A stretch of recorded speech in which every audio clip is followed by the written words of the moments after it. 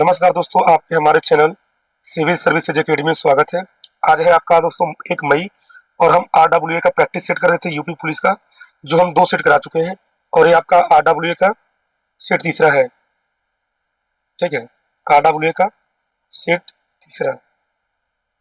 आइए देखते हैं। देखिए, आपको ऐसे जब पेपर अगर आप जो भाई पहली बार पेपर देने जा रहे होंगे, अगर उन्होंने होमगार्ड या यूपी पुलिस यूपीएसआई का पेपर दिया है इसके पहले, तो उनको पेपर का आइडिया है कि ऐसे ही पेपर मिलता है। ठीक है, जो ऑफलाइन पेपर होगा तो ऐसे ही मिलेगा। एक OMR मिलेगा और बुकलेट मिलेगा आपको। तो इसमें करना क्या है, आपको यहाँ भरना। देखिए, यहाँ पे आपका नाम, यहाँ अनुक्रमांक। अनुक्रमांक मतलब क्या, रोल नंबर। ये परीक्षा जहाँ पे आपका सेंटर होगा उसका कोड और उस सेंटर का नाम, और यहाँ पे आपका हस्ताक्षर, और यहाँ पे जो आपके एग्जामिनर होंगे उनका सिग्नेचर लगेगा। ठीक है, पेपर मिलते ही तुरंत भर देना, क्योंकि बाद में फिर 5 मिनट आपको नुकसान होगा। इसमें हम कराएंगे हिंदी और GS। ठीक है, 37 क्वेश्चन हिंदी, 37 क्वेश्चन GS, 37 या 38 होता है। ठीक है, आइए आप अपना लेवल चेक कीजिए और इसका PDF हम टेलीग्राम में फ्री में डाल देंगे। ठीक है, आइए क्वेश्चन नंबर पहला शुरू होता है।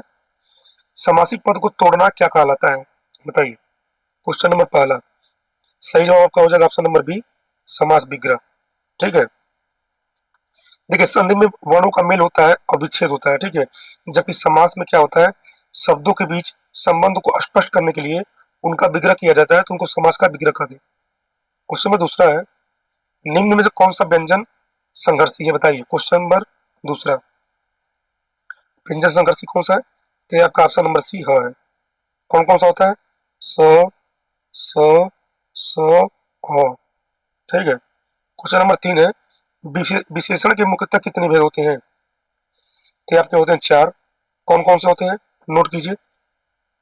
गुणवाचक, गुणवाचक। ठीक है, दूसरा आपका हो गया संख्यावाचक।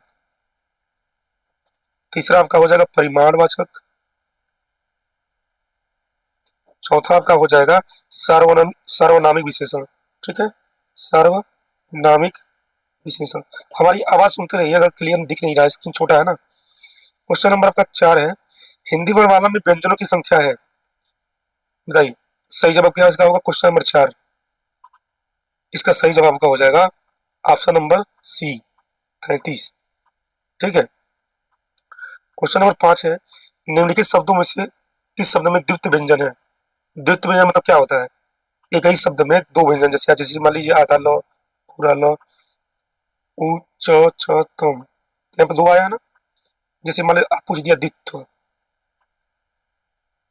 तो आधा आधा तो पूरा तो आया है, चाहिए आपका ऑप्शन डी हो जाएगा। ठीक है, जैसे इसका ये होता है, जब एक ही व्यंजन ध्वनि को 2 बार एक साथ प्रयोग होता है उसे द्वित्व व्यंजन कहते हैं। आगे क्वेश्चन 6 है, उसने किताब नौकर के द्वारा भिजवाई, कौन सा कारक है, तो आपका हो जाएगा करण कारक।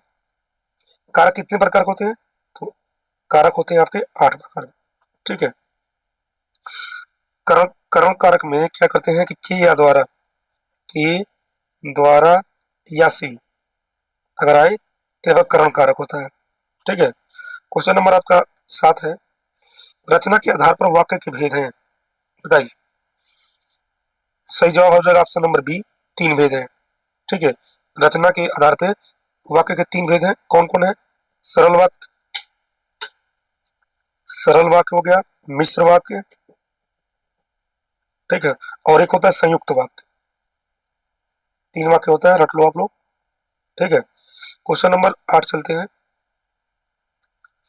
कृदंत प्रत्यय किन शब्द के साथ जुड़ते हैं, बताइए। क्वेश्चन नंबर 8, ये जुड़ता है क्रिया के साथ। ठीक है, कृदंत प्रत्यय, अगर कृदंत का कृतधन, कृतधन अंत, कृदंत। ठीक है, आप पूछेगा, ठीक है, प्रत्यय वे होते हैं जो क्रिया के धातु के अंत में जुड़कर नया संज्ञा विशेषण का निर्माण करते हैं, उसको प्रत्यय करते हैं। उपसर्ग क्या होगा, जो आगे से जुड़कर उसका निर्माण करता है। ठीक है, क्वेश्चन नंबर 9 देखते हैं, उसने अपने को निर्दोष घोषित किया, इस सरल वाक्य को मिश्र वाक्य के रूप में लिखिए, कौन सा होगा इसका। Question number 100। क्वेश्चन नंबर 9 का सही जवाब क्या होगा, इसका हो जाएगा ऑप्शन नंबर ए, उसने कहा कि मैं निर्दोष हूँ। ठीक है, इसका मिश्र वाक्य हो गया। ठीक, क्वेश्चन नंबर आपका 10 है, राम खाता है, राम आम खाता है, वाचक कौन सा रूप है बताइए। Question number 10। तो ये आपका कर्तृवाच। ठीक है, राम आम खाता में कर्तृवाच है। यहाँ राम जो है ये कर्ता है। ठीक है, राम कर्ता प्रधान है और क्रिया खाता, जो खाना है वो क्रिया है आपका। ठीक है, क्लियर हो गया। और इसका सीधा संबंध कर्ता से है, चूंकि क्रिया का लिंग और वचन कर्ता राम ही है, राम के अनुसार ही बदलेगा, इसलिए यहाँ पर कर्तृवाच का उत्तम उदाहरण। ठीक है, क्वेश्चन नंबर आपका 11 है। जिसकी लाठी उसकी भैंस में लाठी और भैंस संज्ञा है, शेष दोनों शब्द क्या है बताइए। Question number 11। तो शेष दोनों शब्द क्या हो जाएगा, सर्वनाम। ठीक है, वाक्य में लाठी और भैंस संज्ञा है, और जिसकी और उसकी, जैसे पूछ रहा ना, इसमें दिया जिसकी और उसकी, ये आपका किसी व्यक्ति की ओर संकेत कर रहे हैं। ठीक है, वे संज्ञा के स्थान पर प्रयोग हो रहे हैं, इसलिए ये दोनों क्या हो जाएगा आपका सर्वनाम। बाकी लाठी और भैंस संज्ञा है। ठीक है, क्वेश्चन नंबर आपका 12 है। सदा एक वचन में प्रयुक्त होने वाला शब्द है बताइए। क्वेश्चन नंबर 12, सही जवाब क्या होगा। ये आपका हो जाएगा सहायता। सहायता एक भाववाचक वाक्य है। ठीक है, अब भाववाचक संज्ञा समानता एक वचन में प्रयोग होती है, जैसे जैसे आपका हो जाएगा पौधा। ये पौधा पौधा हो गया, पुस्तक हो गया, लड़के हो गया। इनको आप क्या करेंगे, देखिए ये सभी बहुवचन में बदले जा सकते हैं। जैसे पौधा का पौधे हो गया, पुस्तक का पुस्तकें हो गया, लड़कों का जैसे मान लड़का है तो लड़के हो गए, इसका ये बहुवचन बन जाएगा। बाकी सहायता का बहुवचन नहीं बनता है। Question number 13। निष्कवच उपन्यास किस लेखक की कृति है बताइए। क्वेश्चन नंबर 13 सही जवाब क्या होगा।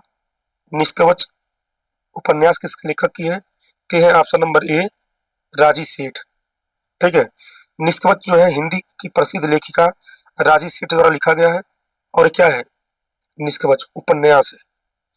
उपन्यास है, ठीक है, पूछता है कि मतलब रचना दे दे और पूछा क्या है। ठीक है, चलिए आगे देखते हैं। Question number 14। राम सीता से सुंदर है, इस वाक्य में कौन सा कारक है बताइए। राम सीता से सुंदर है, इसमें आपका हो जाएगा अपादान। ठीक है, वाक्य में से का प्रयोग हुआ, से का प्रयोग हुआ है, और से का प्रयोग हुआ किसी लिए तुलना किया गया। ठीक है, तुलना किया गया तो यहाँ पे अपादान होगा। ठीक है, सीता से का अर्थ क्या है, सीता की अपेक्षा, अलगाव, तुलना। जहाँ से द्वारा अलगाव तुलना का स्रोत का बोध हो, वहां पे आपका अपादान होता है। ठीक है, अपादान हो जाएगा वहां। आइए आगे देखते हैं क्वेश्चन नंबर 15। पुरुषवाचक सर्वनाम कितने बोध होते हैं बताइए। ये तो काफी इजी है, थे आपके होते हैं 3। ऑप्शन सही है। कौन कौन होता है, उत्तम, उत्तम पुरुष, रुक जाइए, ये आपका 3 दिया है। पहला हुआ है उत्तम पुरुष, दूसरा मध्यम, उत्तम पुरुष, मध्यम पुरुष, और आपका एक होता है अन्य पुरुष। तो देखिए उत्तम में कौन से आएंगे, मैं और हम, मैं और हम उत्तम में आएंगे। ठीक है, और फिर पूछेगा मध्यम कौन कहा था, तू, तुम, आप, ये आपके आएंगे मध्यम में। ठीक है, और वह, वे, ये आपके अन्य में आएंगे। ठीक है, क्वेश्चन नंबर आपका 16 देखते हैं। सब कुत्ते एक साथ दौड़ रहे हैं, इस वाक्य में विशेषण क्या है बताइए। Question number 16। सब कुत, सब कुत्ते एक साथ दौड़ रहे हैं, सही जवाब का हो जाएगा संख्यावाचक विशेषण। ठीक है, सब शब्द कुत्ते संज्ञा की संख्या का बोध करा रहे हैं, क्योंकि संख्या निश्चित नहीं है, इसलिए अनिश्चित संख्यावाचक होगा। यहाँ पे देखिए संख्यावाचक दिया, इसका हो गया अनिश्चित। जिस संख्यावाचक पूछता ना निश्चित और अनिश्चित, तो ये आपका ऑप्शन नंबर डी होगा। जैसे संख्यावाचक दो होता है ना, निश्चित और अनिश्चित। ठीक है, तो अगर अगर इसमें ऑप्शन में निश्चित संख्यावाचक दिया रहता तो वो हो जाता, बाकी नहीं दिया तो ऑप्शन डी सही है। क्वेश्चन 17 है। निम्नलिखित में से कौन सा पुल्लिंग शब्द है बताइए। तो आपका हो जाएगा ऑप्शन नंबर ए, पहिया। ठीक है, पहिया शब्द पुल्लिंग है, जैसे कि नहीं कहते हैं पहिया चल रहा है, जैसे कहते हैं पहिया चल रहा है, तो ये आपका पुल्लिंग ही तो है। जैसे होगा लिखावट और मझधार। देखिए लिखावट, मझधार और पखावज ये आपके स्त्रीलिंग है। ठीक है, अब बताइए चाकू शब्द का बहुवचन क्या होगा। Question number 18। तो चाकू शब्द का बहुवचन चाकू ही होता है। ठीक है, चाकू एक आक्रांत पुल्लिंग शब्द है जिसका बहुवचन भी चाकू रहता है। जैसे बाजार से चाकू ले आओ, वहां कई चाकू रखे हैं। ठीक है, ये पूछता है, कई बार पूछा है चाकू वाला यूपी पुलिस और एसआई में। उद्धरण सूचक चिन्ह का चयन करें। क्वेश्चन नंबर 19 क्या का होगा? Option number A. Question number 20 नाविक शब्द में संधि का भेद है, बताइए। क्वेश्चन नंबर 20 नाविक अयादी है। अयाद में जो तीन आते हैं, तीन अक्षर है ना, नाविक, नयन, पवन, एक ट्रिक होता है इसका। ठीक है, जैसे अयादी नाविक का, अब देखिए नाविक का संधि विच्छेद क्या हो जाएगा? तो मान लीजिए पूछते हैं नाविक का संधि विच्छेद, तो नौधन इक को नाविक कहते हैं। ठीक है, ये देखिए अयाद संधि के नियम क्या होते हैं? जब अ के बाद कोई भिन्न स्वर आता है तो अ का आ हो जाता है, जैसे कि नाविक। इसी कारण नौधन इक को मिलकर नाविक बना देते हैं। ठीक है, क्लियर। राम पोशाक शब्द समाप्त होगा। क्वेश्चन नंबर 21 क्या आपका हो जाएगा? तत्पुरुष समास। राम पोषक का समास विग्रह राम का उपासक होता है, जहाँ का विभक्ति संबंध कारक का लोप हो रहा है, इसलिए यह संबंध तत्पुरुष समास का उदाहरण है। तत्पुरुष समास में उत्तर पद अंतिम पद का प्रधान होता है। क्लियर है ना? आइए क्वेश्चन नंबर 22 देखते हैं। उन्मूलन शब्द का विलोम शब्द है। उन्मूलन शब्द का विलोम शब्द है क्वेश्चन नंबर 22, इसका हो जाएगा रोपण। ठीक है, उन्मूलन का अर्थ क्या होता है? जड़ से उखाड़ना या समाप्त करना। और इसका सही विलोम रोपण, जिसका अर्थ है लगाना या स्थापित करना। क्वेश्चन नंबर 23 है शशांक शब्द का पर्यायवाची है। शशांक शब्द का पर्यायवाची है, बताइए। क्वेश्चन नंबर 23 ये आपका हो जाएगा चंद्रमा। ठीक है, शशांक शब्द शशि अंक, जिसके अंक में खरगोश हो से बना है, जो चंद्रमा का पर्यायवाची होता है। क्वेश्चन नंबर 24 है आपका बेटा समय रहते न पढ़े तो भविष्य में बुरी तरह पछताओगे। रेखांतिक पद के स्थान पर सही मुहावरा क्या होगा, बताइए। क्वेश्चन नंबर 24 तो होगा आपका ऑप्शन नंबर बी, आठ आठ आंसू रोगे। ठीक है, आठ आठ आंसू रोने का अर्थ क्या है? बहुत अधिक पछताना या बहुत अधिक रोना। ठीक है, क्वेश्चन नंबर 25 है खंडहर शब्द का तत्सम है, बताइए। खंडहर शब्द का तत्सम क्या हो जाएगा? तो ये होगा आपका ऑप्शन नंबर सी, खंडग्री। खंडहर शब्द क्या है? ये आपका तद्भव है, तद्भव।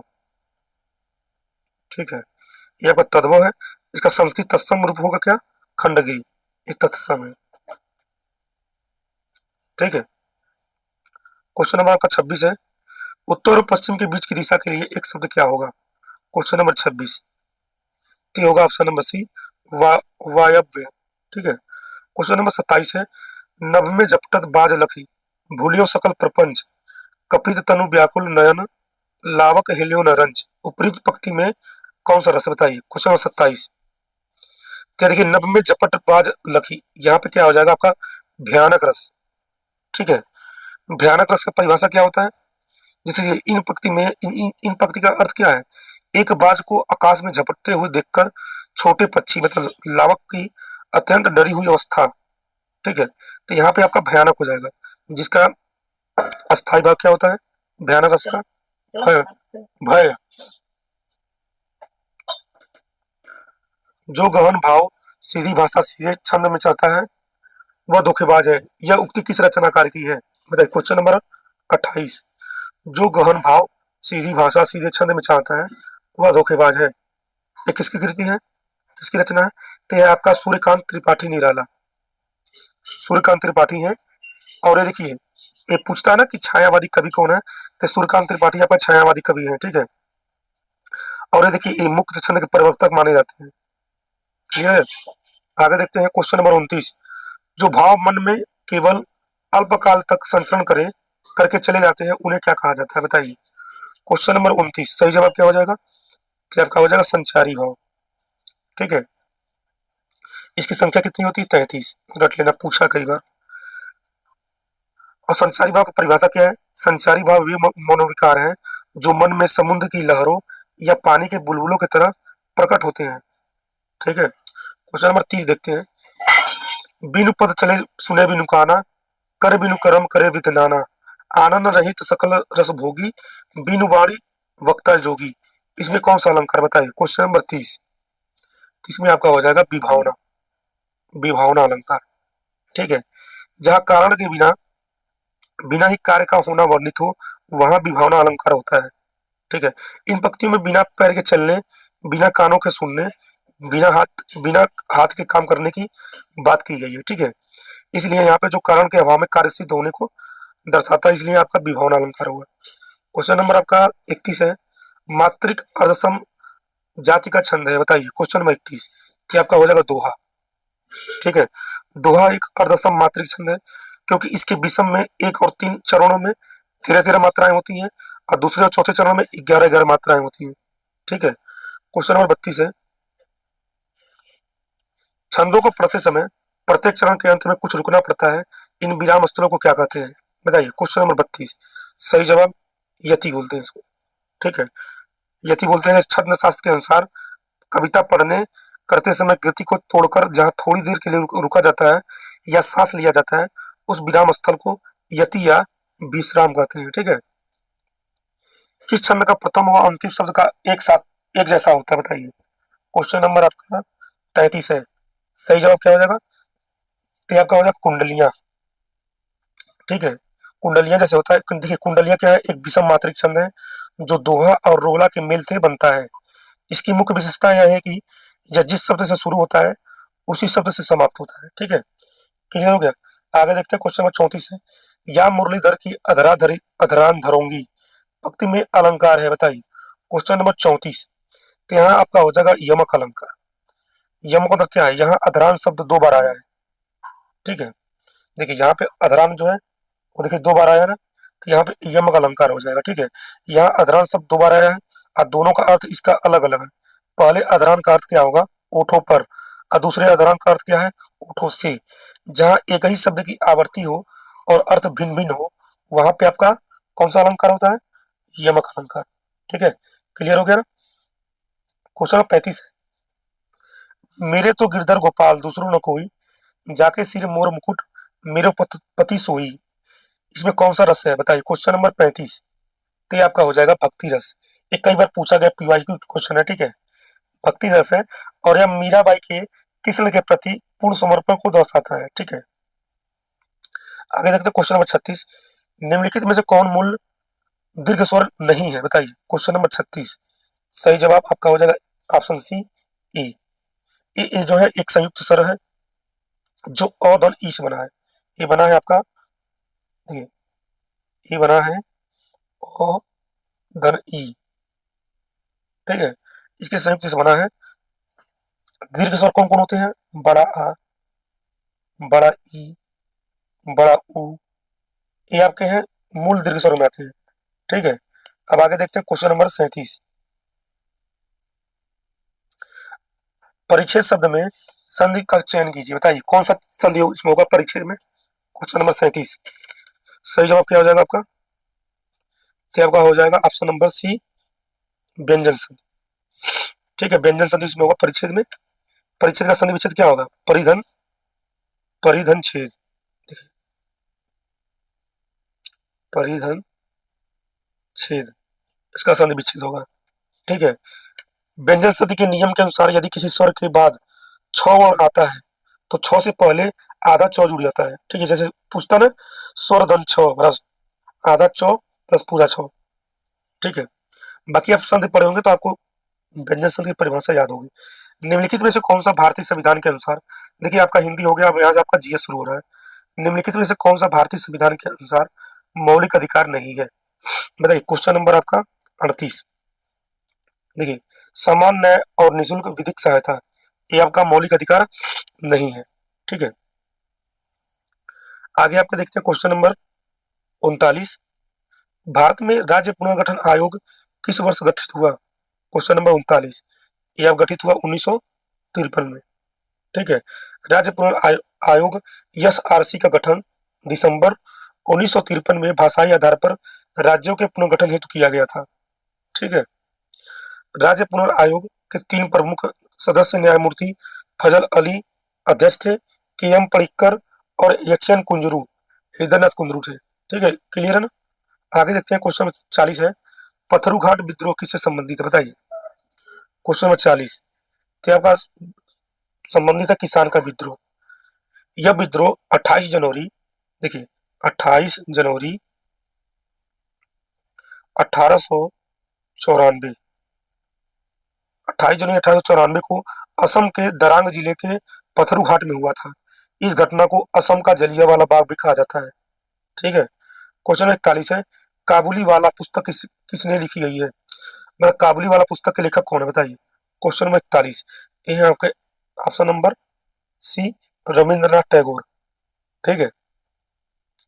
42 नंबर देखते हैं, सप्तपर्णी गुफा कहाँ स्थित है बताइए। क्वेश्चन नंबर 42, तो यह है आपका राजगिरी। ठीक है। सप्तपर्णी गुफा बिहार के राजगिरी, मतलब वर्तमान में इसको राजगीर कहते हैं, एक ऐतिहासिक बौद्ध स्थल है। पहली बौद्ध स्थल राजगिरी की सप्तपर्णी गुफा में आयोजित की गई थी। ठीक है।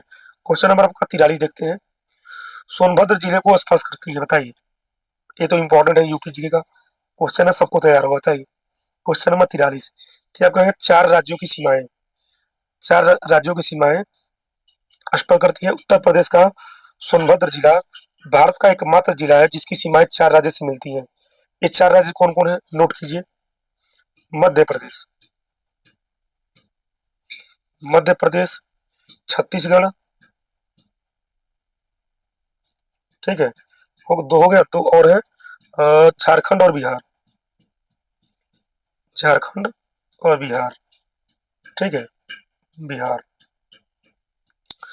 44 नंबर है, अंतर्राष्ट्रीय और गठबंधन आईएसए का सचिवालय या मुख्यालय वर्तमान में निम्नलिखित में से किस स्थान पर स्थित है। क्वेश्चन नंबर 44, तो ये आपका है गुरुग्राम, गुरुग्राम में स्थित है। ठीक है, गुरुग्राम कहाँ पड़ता है, हरियाणा में।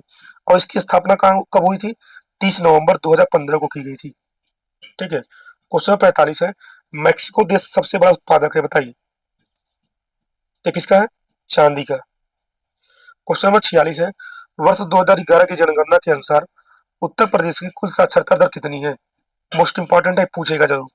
क्वेश्चन नंबर 46, तो आपका है 67.7%। ठीक है। 47 नंबर है, बैंकिंग प्रणाली में एनपीए का क्या अर्थ है बताइए, non performing asset. Question number 47, सही जवाब क्या होगा। अब देखिए, इसमें अगर 46 से पूछता है, जैसे मान लीजिए क्वेश्चन नंबर अगर पूछ दिया उत्तर प्रदेश में कुल साक्षरता, तब तो आपका 67.7 हो गया। अगर पूछेगा उत्तर प्रदेश राज्य में पुरुष साक्षरता, देखिए अगर पुरुष पुरुष का पूछेगा, इसका होगा आपका 77.3%। ठीक है, ये आपका पुरुष का साक्षरता हो गया। अब पूछ दे कि इसमें महिला का, तो महिला का हो जाएगा 57.2%। ठीक है। और ये भी पूछता है, गौतम बुद्ध जो नगर है, गौतम बुद्ध नगर जो है उत्तर प्रदेश राज्य का सबसे साक्षर जिला है। उत्तर प्रदेश की बात हो रही है। अगर पूछेगा उत्तर प्रदेश में कौन है, तो गौतम बुद्ध नगर है सबसे प्रथम पे। ठीक है, कहाँ पड़ता है, दिल्ली साइड पड़ता है, गाजियाबाद साइड। आगे देखिए, क्वेश्चन 47, बैंकिंग प्रणाली में एनपीए का क्या अर्थ है बताइए। सही जवाब हो जाएगा वह ऋण जिस पर 90 दिनों तक ब्याज या मूलधन का भुगतान न हुआ हो। ठीक है, इसका होता क्या है, यदि किसी ऋण की किस्त 90 दिन के अंदर 90 दिनों से अधिक समय तक बकाया रहती है, तो उसे गैर निष्पादित संपत्ति घोषित कर दिया जाता है। ठीक है। चलिए, क्वेश्चन नंबर 48 है, प्रधानमंत्री किसान सम्मान निधि योजना की शुरुआत उत्तर प्रदेश के किस जिले से की गई थी बताइए। क्वेश्चन नंबर 48, ते है उत्तर प्रदेश का हमारा जिला गोरखपुर। ठीक है, गोरखपुर से किसान प्रधानमंत्री सम्मान निधि योजना जो 24 फरवरी 2019 को गोरखपुर में नरेंद्र मोदी जी आए थे। ठीक है, उनके द्वारा घोषणा की गई थी। ठीक है, इसके तहत पात्र किसान परिवार को प्रति वर्ष, मतलब एक साल में 6,000 रुपए मिलेंगे, मतलब 2,000 रुपए का 3 किस्त मिलता है एक साल में। ठीक है। आगे देखिए, भारतीय अर्थव्यवस्था में क्वेश्चन 49 है, भारतीय अर्थव्यवस्था में प्राथमिक क्षेत्र के अंतर्गत कौन सी गतिविधि शामिल नहीं है बताइए। क्वेश्चन नंबर 49, तो देखिए कृषि के लिए प्राथमिक क्षेत्र कृषि, खनन, वानिकी, ये तीनों होता है। ठीक है, बैंकिंग आपका नहीं है। ठीक है, क्वेश्चन नंबर 49 क्लियर हो गया। ये प्राथमिक क्षेत्र के अंतर्गत कौन कौन आते हैं, जो सीधी प्राकृतिक संसाधनों पर निर्भर रहती है, जैसे मान लीजिए कृषि, वानिकी, खनन, ठीक है। अब बैंकिंग और बीमा जो है ये तृतीय क्षेत्र में आता है। बैंकिंग हो गया और बीमा ये आपका तृतीय क्षेत्र में आएगा, तृतीयक में, ठीक है। प्राथमिक में आएगा कृषि, खनन और वानिकी, ठीक है। वर्तमान में जीडीपी सेवा क्षेत्र का योगदान सबसे अधिक किसका है? वर्तमान में भारत के सकल घरेलू उत्पाद जीडीपी में सेवा क्षेत्र का योगदान सबसे ज्यादा है, याद कर लेना। क्वेश्चन नंबर आपका 50 है, विटामिन सी की कमी से कौन सा रोग होता है? बताओ, ये तो काफी इजी है। तो ये आपका होगा स्कर्वी, स्कर्वी रोग होता है। अब विटामिन सी का रासायनिक नाम क्या है? तो इसका रासायनिक नाम आपका हो जाएगा एस्कॉर्बिक एसिड, ठीक है। इसकी कमी से मसूड़ों में खून आना और घाव भरने में देरी होती है। अब विटामिन ए की कमी से कौन सा रोग होता है? रतौंधी होता है। विटामिन बी1 की कमी से बेरी, विटामिन डी की कमी से कौन सा होता है? तो रिकेट्स होता है। क्लियर हो गया? आगे चलिए क्वेश्चन नंबर 51, हवाई जहाज के टायरों में कौन सी गैस भरी जाती है? क्वेश्चन नंबर आपका 51, सही जवाब आपका हो जाएगा नाइट्रोजन, ठीक है। नाइट्रोजन क्या है? एक अक्रिय और अत्यंत शुष्क गैस है। यह ज्वलनशील नहीं होती है अर्थात आग नहीं पकड़ती है, इसीलिए इसे अधिक सुरक्षित माना जाता है तथा यही कारण है कि इसे विमानों के टायरों में भरा जाता है, ठीक है। क्वेश्चन नंबर 52 है, शाकुंभरी देवी मेला का आयोजन किस जिले में किया जाता है? बताइए। क्वेश्चन नंबर आपका 52 है, कहाँ लगता है? ये हम प्रैक्टिस सेट में करा दिए, जब हम होमगार्ड का प्रैक्टिस सेट करा रहे थे उसमें कराए थे। तो सहारनपुर में लगता है, ठीक है। यह मेला सहारनपुर जिले में विंध्यवासिनी शाकुंभरी देवी मंदिर के परिसर में लगता है। और कब लगता है? जब नवरात्र का मेला चलता है तब। क्वेश्चन 53 है, भारतीय हॉकी टीम के प्रमुख खिलाड़ी ललित कुमार उपाध्याय उत्तर प्रदेश के किस जिले में संबंधित है? क्वेश्चन नंबर 53, तो यह आपके बनारस से, ठीक है। ललित कुमार उपाध्याय वाराणसी के रहने वाले हैं और यह पुरुष हॉकी टीम के फॉरवर्ड खिलाड़ी हैं, ठीक है। टोक्यो ओलंपिक 2020 में जिसमें भारतीय पुरुष टीम हॉकी ने कांस्य पदक जीता था, वह टीम में शामिल थे, ठीक है। क्वेश्चन नंबर 54 है, जब कंप्यूटर ऑन किया जाता है और ऑपरेटिंग सिस्टम हार्ड डिस्क से रैम में लोड होता है, उस क्रिया को क्या कहते हैं? बताइए। क्वेश्चन नंबर 54, तो उस क्रिया को बूटिंग कहते हैं, ठीक है। बूटिंग वह प्रारंभिक प्रक्रिया है जो कंप्यूटर का पावर बटन दबाने के तुरंत बाद शुरू होता है। इस दौरान सिस्टम अपने सभी हार्डवेयर की जांच करता है और ऑपरेटिंग सिस्टम की मुख्य फाइलों को रैम में लोड कर देता है। क्लियर है? क्वेश्चन नंबर 55 है, एक ऐसा दुर्भावनापूर्ण प्रोग्राम मेलवेयर जो खुद को एक वैध या उपयोगी सॉफ्टवेयर के रूप में प्रस्तुत करता है लेकिन बैकग्राउंड में कंप्यूटर को नुकसान पहुंचाता है, क्या कहलाता है? क्वेश्चन नंबर 55, सही जवाब क्या है? तो ये आपका ट्रोजन हॉर्स, ठीक है। ये आपका हो जाएगा ट्रोजन ट्रोजन हॉर्स। क्लियर? देखिए, ट्रोजन हॉर्स एक प्रकार का मेलवेयर है जो दिखने में असली व सुरक्षित सॉफ्टवेयर जैसा लगता है। उपयोगकर्ता इसे उपयोगी मानकर डाउनलोड कर लेते हैं जिसके बाद यह हैकर्स को सिस्टम का अनधिकृत एक्सेस और नियंत्रण दे देता है, ठीक है। क्लियर हो गया? क्वेश्चन 56 है, भारत में मानवाधिकार संरक्षण अधिनियम किस वर्ष लागू किया गया था? बताइए। क्वेश्चन नंबर 56, तो आपका किया गया है 1993 में, ठीक है। भारत में मानवाधिकार संरक्षण के लिए मानवाधिकार संरक्षण अधिनियम का वर्ष 1993 में लागू किया गया था। क्लियर है? इस अधिनियम के कानूनी प्रावधानों के तहत राष्ट्रीय मानवाधिकार आयोग एनएचआरसी व राज्य मानवाधिकार आयोग एसएचआरसी का गठन हुआ था। इसके ही अनुसार एनएचआरसी और एसएचआरसी इन दोनों का गठन हुआ था, ठीक है। याद कर लेना। क्वेश्चन नंबर 56 तक हो गया ना? अब देखिए क्वेश्चन नंबर 57, ठीक है। क्वेश्चन नंबर 57 है, 2008 के मुंबई आतंकवादी हमले 26/11 के बाद आतंकवाद का मुकाबला करने के लिए भारत सरकार के द्वारा विशेष रूप से किस केंद्रीय जांच एजेंसी की स्थापना की गई? बताइए। क्वेश्चन नंबर 57, तो आपका ऑप्शन नंबर है एनआईए। एनआईए गठन तब किया गया 26/11 जब मुंबई में हमला हुआ था, ठीक है। उसको सख्ती से निपटने के लिए एनआईए का पूरा नाम क्या है? नेशनल इन्वेस्टिगेशन एजेंसी, ठीक है। 2008 में इसकी स्थापना की गई थी आतंकवाद को मिटाने के लिए। क्वेश्चन नंबर 58 है, लोकप्रिय माइक्रो ब्लॉगिंग और सोशल नेटवर्किंग प्लेटफॉर्म ट्विटर को अधिग्रहण के बाद नया नाम क्या दिया गया? बताइए। क्वेश्चन नंबर 58, तो ये दिया गया है एक्स, ऑप्शन सी सही होगा। अरे एलन मस्क के द्वारा वर्ष 2022 में ट्विटर के अधिग्रहण के बाद जुलाई 2023 से इस प्लेटफॉर्म का नाम बदलकर एक्स कर दिया गया। इसके साथ ही इसका प्रसिद्ध नीली चिड़िया वाला लोगो हटाकर नया यक्स का लोगो लगा दिया गया था। क्लियर है। आगे क्वेश्चन नंबर 59, भारत का प्रसिद्ध राष्ट्रीय संग्रहालय कहाँ स्थित है, जहां सिंधु घाटी की सभ्यता से लेकर आधुनिक कलाकृतियों का विशाल संग्रह है। बताइए क्वेश्चन नंबर 59, सही जवाब क्या हो जाएगा, नई दिल्ली। ठीक है। भारत का राष्ट्रीय राज संग्रहालय नई दिल्ली में जनपथ मार्ग पर स्थित है। इसका उद्घाटन कब हुआ था, 1949 में हुआ था। रट लेना डेट, पूछ सकता है भाई, जीएस है। पश्चिमी एशिया के प्रमुख देश संयुक्त अरब अमीरात यूएई की आधिकारिक मुद्रा क्या है। बताइए क्वेश्चन नंबर 60, तो ये आपका दिरहम। दिरहम जो है वो आपका यूएई की मुद्रा है। ठीक है। संयुक्त अमीरात यूएई की आधिकारिक मुद्रा दिरहम है। दुबई और अबू धाबी जैसे प्रसिद्ध शहर इसी देश का हिस्सा है। जैसे पूछेगा ना कि दुबई और अबू धाबी कहाँ स्थित है, तो ये आपका यूएई में है। ठीक है। सऊदी अरब का मुद्रा क्या है, रियाल। कुवैत का मुद्रा, तो उसको कुवैत के मुद्रा कहते हैं कुवैती दिनार, रट लेना। आगे है, पूर्वी एशियाई देश दक्षिण कोरिया की राजधानी निम्नलिखित में से कौन सी है। बताइए क्वेश्चन नंबर 61, सही जवाब क्या होगा, तो है आपका सियोल। सही जवाब सियोल हो गया। उत्तर कोरिया की राजधानी क्या है, प्योंगयांग। ये आपका उत्तर कोरिया की राजधानी है।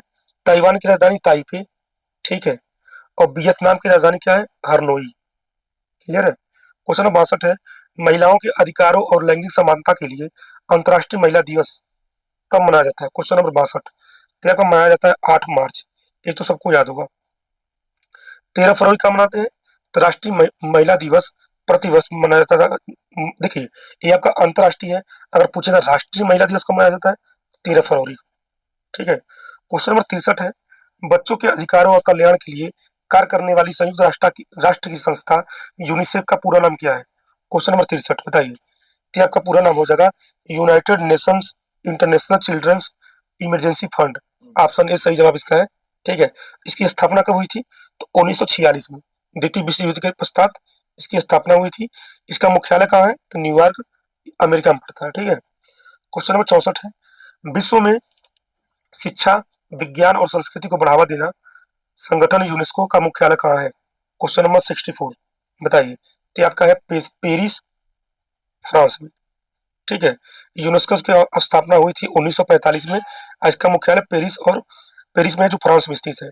ठीक है। क्वेश्चन नंबर आपका 65 है, भारत में खेल के क्षेत्र में दिया जाने वाला सर्वोच्च सम्मान पुरस्कार कौन सा है। तो है आपका मेजर ध्यानचंद खेल रत्न पुरस्कार।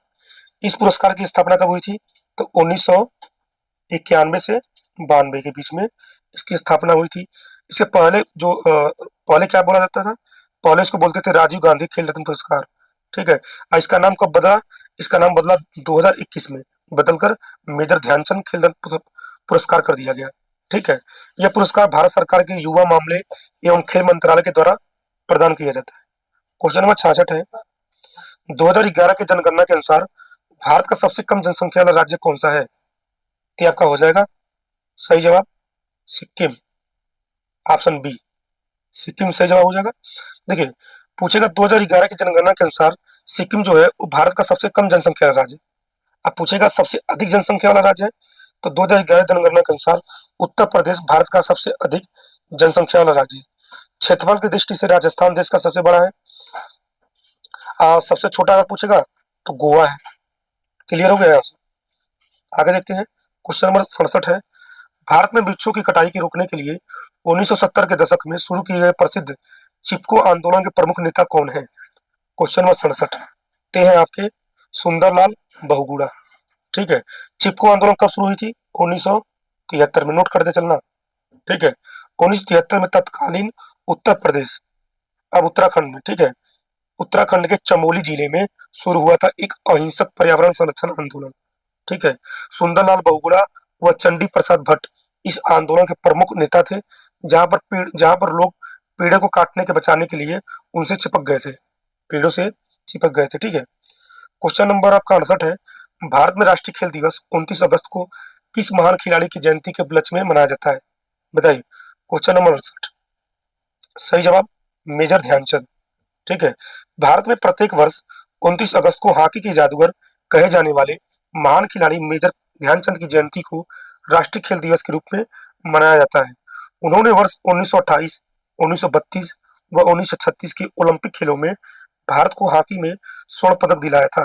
ठीक है, क्लियर हो गया ना। क्वेश्चन नंबर आपका 69 है। देखिए, उत्तर प्रदेश पुलिस का आधिकारिक आदर्श वाक्य क्या है, बताइए। तो इसका ये है, सबको रटा हुआ, सुरक्षा आपकी संकल्प हमारा। ठीक है।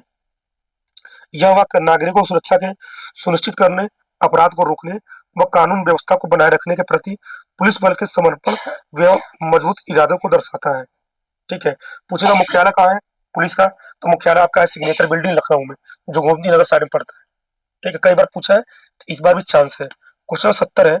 उत्तर प्रदेश में किसी भी आपात स्थिति पुलिस, फायर ब्रिगेड और एम्बुलेंस में त्वरित सहायता के लिए राज्य सरकार के द्वारा जारी किए गए एकीकृत टोल फ्री नंबर कौन सा है, बताइए। क्वेश्चन नंबर 70, तो ये आपका है 112। 112 है। ठीक है। उत्तर प्रदेश में आपातकालीन प्रतिक्रिया सहायता प्रणाली ERSS के तहत डायल 112 सेवा लागू की गई थी। यह एक एकीकृत नंबर है जिस पर कॉल करके नागरिक एक ही जगह से पुलिस, फायर ब्रिगेड और एम्बुलेंस जैसी तीनों सेवाएं पा सकते हैं आप। ठीक है। क्वेश्चन नंबर 71 है। द व्हाइट टाइगर पुस्तक किसने लिखी, सही जवाब क्या हो जाएंगे, तो ये हो जाएंगे आपका अरविंद अडिगा ने। अरविंद अडिगा है। द व्हाइट टाइगर भारतीय लेखक अरविंद अडिगा का पहला उपन्यास था, जो लिखे थे इन्होंने 2008 में। ठीक है। और इन शानदार रचना के चलते इनको 2008 में बुकर पुरस्कार से सम्मानित किया गया था। क्वेश्चन नंबर 72 है। प्रशासनिक और भौगोलिक दृष्टिकोण से वर्तमान में उत्तर प्रदेश राज्य में कितने जिले हैं, बताइए। क्वेश्चन नंबर 72, क्या वर्तमान में आपके 75 जिले हैं। ठीक है। सभी 75 जिले, और देखिए 8 जो है आपका प्रशासनिक मंडल है, पूछेगा ना, तो मंडल कितने हैं, तो 18 है। ठीक है। क्षेत्रफल के दृष्टिकोण से उत्तर प्रदेश राज्य का सबसे बड़ा जिला लखीमपुर खीरी है, पूछता है यूपी जीके में। क्षेत्रफल के दृष्टिकोण से अगर पूछेगा तो लखीमपुर खीरी सबसे बड़ा, सबसे छोटा अगर पूछेगा तो हापुड़। ठीक है। क्वेश्चन नंबर 73 देखते हैं। ऑस्ट्रेलियाई ओपन 2026 में पुरुष एकल का खिताब किसने जीता, बताइए। ते जीता था आपका option number C, Carlos Alcaraz. ठीक है। कार्लोस अल्कराज ने ऑस्ट्रेलियन ओपन टेनिस टूर्नामेंट 2026 पुरुष का खिताब जीता था। ठीक है। आगे देखते क्वेश्चन। विजेता कार्लोस अल्कराज थे, उपविजेता कौन थे, नोवाक जोकोविच। देखिए, एक बार हम पेपर देने गए थे तो उसमें पूछा था नोवाक जोकोविच किस देश के रहने वाले हैं, तो है आपका सर्बिया के। ठीक है। ऑस्ट्रेलिया ओपन टेनिस टूर्नामेंट 2026 महिला महिला वाले कौन विजेता थी, देखिए महिला वाले विजेता थी एलेना राबेकिना, जो कजाकिस्तान की थी, और उप विजेता आर्यना सबालेका। पूछता है जीएस से भाई, कहीं से पूछ सकता है। ठीक है। क्वेश्चन 74 है। उत्तर प्रदेश में ऑपरेशन त्रिनेत्र का मुख्य उद्देश्य क्या है, बताइए। तो ये आपका है पूरे राज्य में सीसीटीवी कैमरों का जाल बिछाना। ठीक है। क्वेश्चन नंबर 75 है। केंद्रीय मंत्रिमंडल ने किस राज्य का नाम आधिकारिक तौर पर बदलकर केरलम करने के प्रस्ताव को मंजूरी दी है, बताइए। क्वेश्चन नंबर 75, सही जवाब का होगा केरल। ठीक है। केंद्र सरकार ने राज्य के सांस्कृतिक और भाषाई इतिहास को दर्शाने के लिए इस प्रस्ताव को अपनी मंजूरी प्रदान की है। मलयालम भाषा में इस राज्य को हमेशा से केरलम ही कहा जाता रहा, जिसे अब आधिकारिक रूप से मान्यता प्राप्त हो गई है। तो दोस्तों, ये आपका हो गया RWA का प्रैक्टिस सेट तीसरा। इसका हम PDF टेलीग्राम में डाल देंगे। तब तक के लिए आप देखिए, आप कमेंट में जरूर बताना आपका स्कोर कितना है, क्या इस सीरीज को पूरा किया जाए। टोटल 20 सेट है। ठीक है। मिलते हैं आपसे नेक्स्ट वीडियो में, तब तक के लिए बाय बाय, जय हिंद।